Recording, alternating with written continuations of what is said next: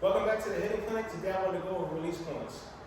Release points are important because picking up a pitcher's release point, the sooner we can do it, that's when we know when we need to start the process of taking our hands back and getting our front foot down softly in preparation to deliver the barrel to the baseball.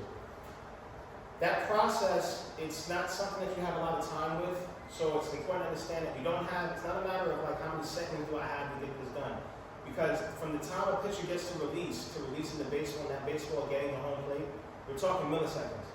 So you don't have as much time as you think from the time the pitcher gets to the release point to get your hands back, get your front foot down, track the baseball into the hitting area, and specifically your hitting zone, and know whether or not swing or don't swing. You don't have as much time as you think. It's a matter of milliseconds to make that decision. So when we're talking about release points, we're talking about that point when the pitcher gets to, if they're an overhand pitcher, they get to this point here, 3/4, it might be somewhere here, a sidearm deliverer might be somewhere here, and you have those rare instances where you get that type of pitcher we call a submariner who will deliver the ball from down here. It's important to figure out where is the baseball coming from when it comes out of the pitcher's hand, because the sooner you can lock in on that area and allow your eyes to settle and track the baseball from that point to the hitting area, your hitting area specifically, it gives you a better chance of getting off an efficient swing, delivering the barrel to the baseball, and hitting that baseball with some authority where it's pitched. So when we're talking about release points, it's very important that when we start getting into balance and things like that, we're in a stance where we're balanced, we're comfortable, and we're seeing everything. We're getting a good, big overview picture with our eyes of what's going on in the pitcher's mouth. Because the reality is, when we hit, we're hitting based off the information that our eyes are relaying to us, based on what we see pre-pitch. Okay? So, for me, when it came to picking up release points, I was the type of hitter, I looked off to an area mainly like the pitcher was throwing overhand. I would look at like the logo on the baseball hat, right? I got that one from Tony Gwynn, big Tony Gwynn guy growing up. And one of the things I remember Tony Gwynn mentioned was like he always looked for the pitcher's logo, because the hand on a pitcher that would throw overhand, the hand always replaced the logo. So I started to try it and it worked, right? So for me, when it came to dealing with pitchers who threw overhand, in terms of being able to pick up the release point, I would focus on the logo on the pitcher's hat. And then from there, when the pitcher started going through their delivery, started going through their windup to deliver the pitch to the plate, at some point I would shift my attention from the logo to the area where I picked up that the ball was coming out of, when it was coming out of their hand. Okay, so for a pitcher throwing overhand, it might have been I started looking at the logo, and I might have shifted my eyes a little bit to the right to pick up the area where the hand was going to come out of, where the ball was going to come out of, depending on if they were left-handed or right-handed, that would change obviously. So with that, it's important to pick up those type of little cues when you're in the batter's box. Okay, so now for a pitcher who throws 3/4, it might be a situation where the pitcher's throwing 3/4 coming from this arm slot here. You might want to look just off the shoulder, right? So right-handed pitcher, you would look just off the right of the shoulder. Left-handed pitcher, you would look just off the left of the shoulder. It's about being able to pick up the hand once they go through their delivery. So as I'm going through my delivery, I'm a 3/4 arm guy. I get here, you want to pick up that area right there where the baseball is in my hand. Because the longer you can track the pitch from there to the plate, it gives you more information. You have enough information whether to decide, hey, swing, don't swing. And also, it allows you to figure out, hey, when do I need to start the process of getting ready to swing the bat, getting my front foot down on the ball of my foot, and taking my hands back. And you have to be balanced to do that because, like I said, you're going to get to a point, you play the game long enough, you're not just going to see fastballs. Pitcher's going to start mixing things in, change-ups, curveballs, sliders, split-finger fastballs, things of that nature, knuckleballs, right? So the more time you're able to give yourself to pick these pitches up and remain balanced, once you get to the hitting position, it gives you the ability to track those pitches, get your balancing point of contact within your hitting zone, not the strike zone, your hitting zone, and really be able to look to drive those pitches with some authority. So when it comes to release points, just make sure that we're picking up on, those little areas, right? So overhand pitcher, we're looking just off the logo. 3/4 pitcher, we're looking just off the shoulder. Pitcher that throws sidearm, you might want to take it just off the pitcher's hip, right or left hip.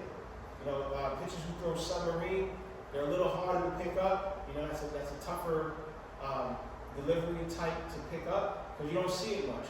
So it's tough to pick that type of stuff up. But the conventional arms that you typically see are the sidearm pitcher, the three-quarter pitcher, the overhand pitcher.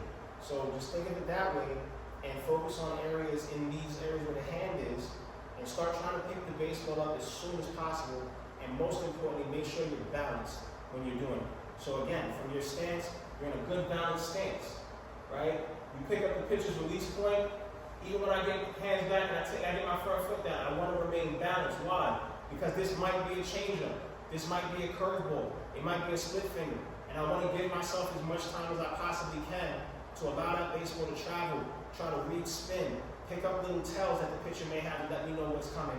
And then based on that, because I'm in a good balanced position, I can take my hands to the baseball and I can drive that pitch. But that's really what it's about. It's about when we get our hands back, foot down, it's about being in a good balanced position where I can really get my swing going and drive the baseball. That's really what it's about. And I say often, you've heard me say it, that T-work, it's really about consistently being able to get a timing with getting our front foot down, taking our hands back, and getting our swing up and hitting the baseball as hard as we can consistently. Okay? And when doing that, it's not necessarily, you heard me say, it's not about the result necessarily. The reason why I say that is because if I can consistently get to this position timing-wise, I get to a good position here, I'm balanced timing-wise, consistently, and I can consistently get a good swing off, if I do those things right, and I consistently hit the baseball hard, I'm going to get a good result. The result is a byproduct of the things that I did mechanically to get to that point. And it's understanding I'm not necessarily looking to cover the entire hitting zone. I'm looking to cover my hitting zone within the strike zone. Okay? So the strike zone is, so wide and so big, but within that strike zone, there's my hitting zone. So the more that I can get into this position, be balanced, and I can see the baseball, hands back, foot down, I can see the baseball, and I can track it. I'm saying, hey, that's a good pitch in my hitting zone.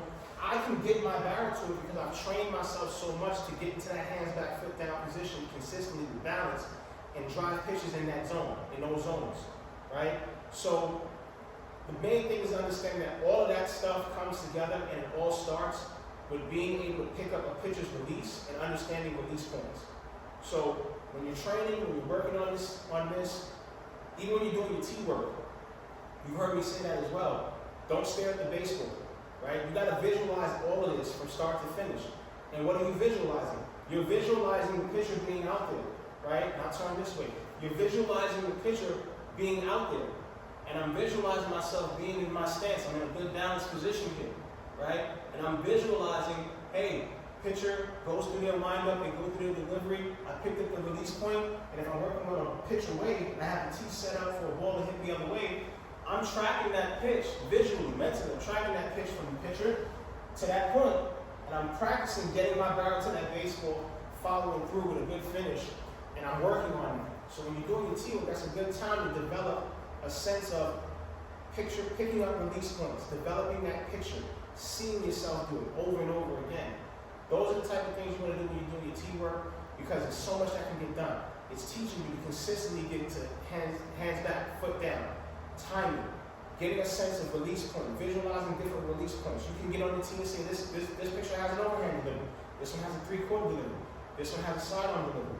You can work on those different things and visualize picking up those release points, and then from there, tracking those pitches from those release points to the pitch that you might be working on off the tee. Whether it be away, whether it be a pitch down the middle, whether you're working to the pull side and you're working on getting our hands out here to pull a pitch. Those are things that you can work on just mentally visualizing. And it doesn't have to be on a tee. You can visualize those things taking dry swings in the backyard. Wherever you can find space to swing comfortably, you can work on these things. It's all about visualization. Okay, so with that, just understand that, hey, the release point, when we pick up the pitcher's release point, that's the moment when we get to this hands back, foot down position, and understand that it's not seconds, it's milliseconds from the time the pitcher gets to that position, they get to their release point, and the ball comes out of their hand, and it's going to go from the mound to home plate. We're only talking 60 feet. So we got to be prepared that once I pick up release point, swing or don't swing, I got to make that decision that fast. especially once the velocity starts to increase and we're dealing with elite pitchers, elite throwers, you don't have much time. So you got to be quick and understand, I picked up the release point, swing it or swing. You got to make that decision right away. So release points are important.